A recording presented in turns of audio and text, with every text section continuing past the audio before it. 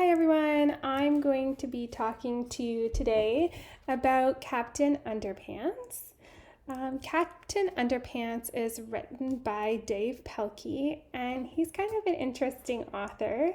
Like the author that we're studying this week, he was dyslexic and he had a bit of behavioral problems in school. He spent a lot of time out in the hallway, and that's actually where he wrote his book and also the book Dog Man that he writes.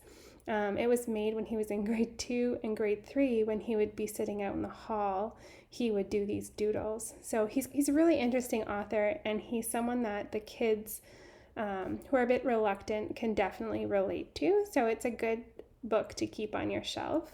When you're just looking through it, I really like the fact that there is enough text to keep someone at like the grade 3, grade 4 level engaged, but there also is a lot of pictures, and as I go through it with you, you'll see it's really just written in a really nice format that even your most reluctant readers would probably love to write this. So a bit about the book. A quick plot summary. It's about two little boys who are in school and they get into a lot of trouble together, but they decided to write this comic book that they got photocopied at the school and they were selling on the schoolyard for 50 cents to their friends. So again, here's just an example of how there's different illustrations within the book that keep the readers engaged. So this is the comic that the two boys created. And their evil principal, you can see here how mad the principal looks, finds out what's going on. And he's really angry at the boys. And the boys get in a lot of trouble. So they found this 3D hypnotizer ring that they were going to buy that they could use to hypnotize their principal so that they weren't in so much trouble. And little did they know that the hypnotizer ring did work, and it actually transformed their principal into none the other but Captain Underpants. And this superhero now thought that he was going to save the world.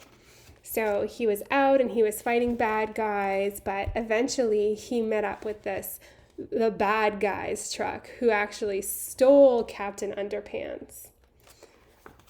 And then there's this really awesome feature that I love that keeps our readers engaged, and it's called sorry about my camera, a fliporama. So basically, and my son reads this book and he loves doing this. It just keeps him so engaged. So it makes like a movie. So if you have this picture here, I don't know if it's going to work for you on a camera, but let's see. If you take the book and you flip it back and forth fast enough, it kind of looks like the picture's moving. So in the next few pages, basically the boys are trying to rescue Captain Underpants from this Captain Diaper Pants.